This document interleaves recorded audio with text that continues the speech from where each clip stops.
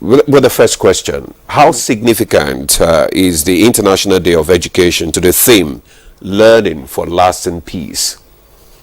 Well, thank you very much for inviting me to this program. And also let me use the opportunity to thank Nigerian Television Authority for your open door policy in educating Nigerians. I remember when I was in the House of Representatives, most especially during COVID-19 era, I cannot count the number of times I've been in your studio. Virtually, I have been against almost on a weekly basis. And the pattern has also continued up to now. Your effort in educating Nigerians is a commendable one, and I do hope that you continue to do that. And the confidence Nigerians have on you will also continue to grow. Well, education is a very important focal point as far as development globally is concerned. And therefore, celebrating it on a day is very important. Before we can look at the aspect, let's see why is it that days are chosen by international community. Usually days are chosen to see how you can attract global attention to particular problems so as to mobilize human material resources to address such a global concern. Or you can also have a day to celebrate success that you have so far achieved so that it will be sustained over a period of time. So on education also, celebrating a day is very, very important generally, because it's now bringing education to the front burner of discussion, and everybody will set a day to see so far what are our burden, how do we address such burden, and where are we right now, and how do you go forward. And that's the essence. And now if you look at the issue of the team, that is very specific, learning for lasting peace. It's also another important issue. When you look at globally, as of today now, war, acrimonies are many. It's a global phenomenon, with a lot of people being displaced and making indices of education so difficult to manage and also to assess improvement. And when you look at that, is at global level, you can see a lot of this, and apart from that, there are a lot of hate speeches that are ongoing, with people lacking understanding and easily motivated to act otherwise. When you come to Nigeria and you try to localize it here, you also find that Nigeria is not exception to that global challenges of peace. We have seen a lot of insurgency, right from the Boko Haram, bandit, regional agitations, and a lot of people clamoring. And if you allow that to continue, not only at local level but even internationally, education is going to suffer much. And then the thinking of the United Nations General Assembly is to see how can we leverage on education to create understanding, to allow people to have access to talk so that they can understand and come to table to discuss issues and iron them out amicably, to allow for international development, for local development, and create more understanding, and also give it a room for education to further flourish. Because without peace, naturally you cannot. As we are now working to see how we can improve on education, you can have all the natural structures you have, all the beautiful buildings, but overnight, bandits will come and displace everybody. And what was in internal migration, inability to control people, outbreak of diseases in the new camp we are going to have, and more or less worsening the out-of-school children status of the country was. And it's in that regard that also Nigerians say, okay, let us also see how we can celebrate.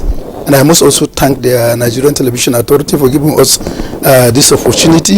As soon as I finish with you from 9 a.m. also to 10 a.m., I'm also going to another channel of the NTA to further discuss how education can ensure or give us an enduring, lasting peace that will allow us to develop this. Yes, so I think the theme for this year is very, very apt, if you ask me.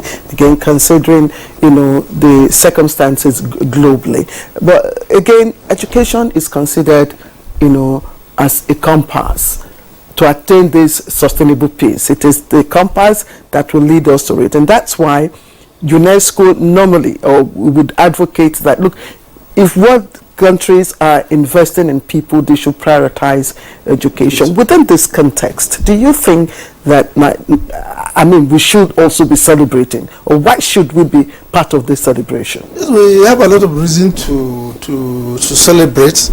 One of the reasons I've mentioned is to see how we can look at our body. That's a celebration.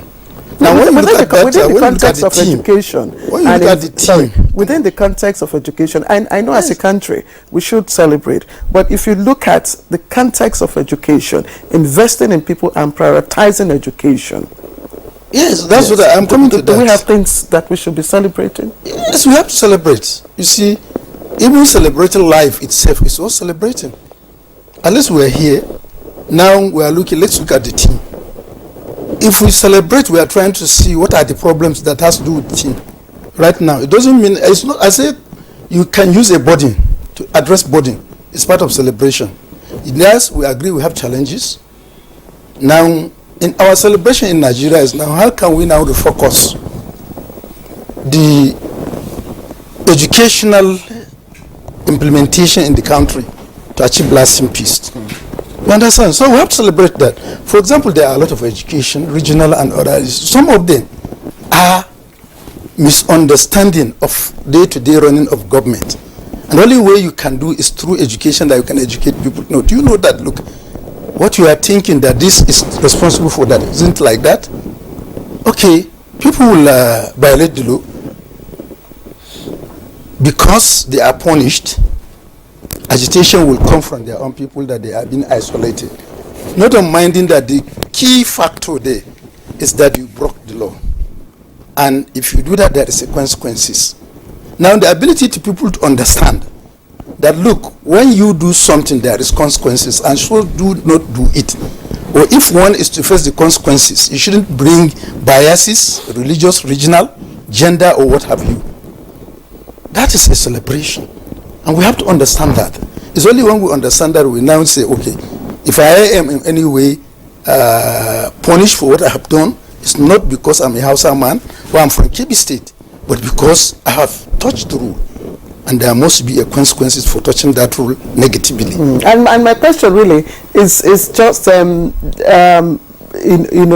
within the scope of education in terms of how well has the educational structure been able to. Yes, yeah, that's what I'm telling you. I said that's why I said I wanted to address that issue in that angle, considering where we are. The educational component of it. Now, listen now. Yes, we cannot say we are where we want, and we cannot say we have reached where we want, near where we want to reach. You understand? We all agree that we have challenges. And these challenges was even known before now. If you look at the ministry, we have education for change with the administrator's strategic plan that addresses 2018 to 2022. And it will look at a wide range of challenges from infrastructure, teacher training, quality, access, funding, and many others. And that life sum of that has gone. We have achieved some development generally, but we cannot say it's tangible enough to say we are where we are.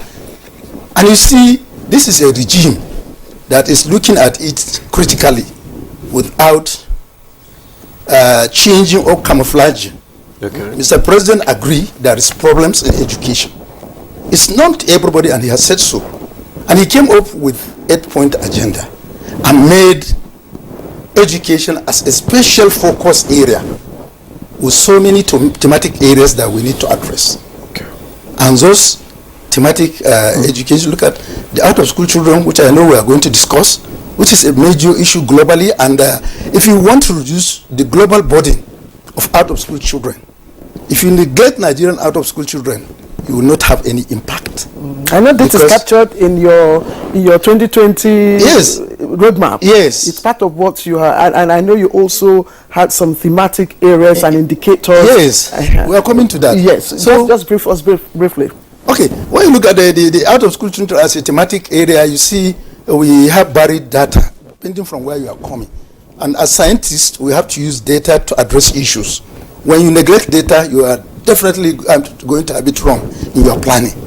Though I must agree, and every Nigerians know, especially those in academics and even those in human rights, that data in Nigeria always have a question mark because of our record keepings and our ability to tinker with certain indices to favor what we want.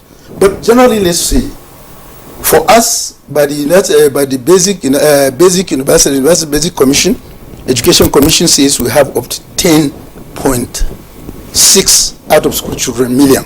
Out of school children. But this is also when you look at it generally. But if you look at the UNESCO that have holistic approach, it's given a value of over 20 million out of school children. All this, whether it's 10 million or it's 20 million, depending on where you are looking at it, is still not acceptable for a country like Nigeria. Many reasons make it not acceptable.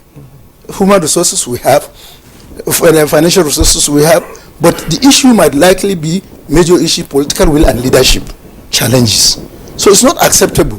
So if you look at the one of the focus area in education in the 8-point agenda of Mr. President is reduction of out-of-school children. Okay. And then as a ministry, we also came us to develop the roadmap, education for renewed hope, roadmap for education sector 2024 to 2027. And that is a holistic approach on how we are going to address issues of challenges in the education. And we now look at the out-of-school children as a major thematic area. And we have agreed and say, okay, what are the problems? What are the way forward? The problems are, there are so many reasons that students will go out of children. Some are direct, while others are compounding factors. Some of the you have to do with illiteracy, you have also to do with poverty, you also have to do with internal migration, and then compounding factors. Insecurity is a major issue. That today you have children today and they will be displaced. Now, how do we this and there? It's also major component of it, Almajiri issue. So we now look at it as a thematic area. What are the vehicles that are we going to use to address the issue of out-of-school children? And that has brought us to basic areas that we have as a parastatal under the ministry. And one of them is the Mass Literacy and Adult Education Agency, because we have component of adult. That though they have started school, they have reached an adult, they have gone beyond school attending age by their distance. So you have to give them a special focus. Okay. They say, okay, let's take them separately and empower the agency to do the needful of educating them. And this has been associated with need of a lot of infrastructure. And we have agreed over time, many adult centers will emerge. And we have so far continued with our advocacy to various states, because we must get the buy-in of the state, because most of the teachers are going to come from the local government. Now we also look at the issue of National Commission for Almajiri and Out-of-School Children Education, which is also a new agency under the Ministry of Education that was assented. The act was assented by the on the last few days of President Buhari's regime. And what is the focus? The focus is to address the issue of Almajiri. You see, if you say you want to return to school out of the children from school, you have to address the issue of Almajiri, because they are a large chunk of component of that. And that's why there is that commission. Okay. And then how do we try to do that? Is to see how we can integrate basic education into Almajiri schools. Okay. So that they can also have the this. We also look at the universal basic education, which is also a major component of it. And then we also look at the National Commission for Nomadic Education, which is also going to address the issue of nomadic education using radio, using many access that we can reach out to them so that they can also be educated. Okay. And all this has also be with funding, which is a major issue. And then we also look at it. The funding is, we have a lot of issues at this. And then if you also try to do all this, you can never get it right when you refuse to address the issue of curriculum. Because the we're coming to the issue. Okay, you are coming. Okay, yeah. But from what you have said, the role of education, you have said, is to make the future safer and better place for the present and future generations. And also, education is not only about gaining knowledge, but about the subject, creating harmony, making the system harmonious for all. Now, my question will be, because you know the disparity between the North and the South concerning education is so glaring. You know, the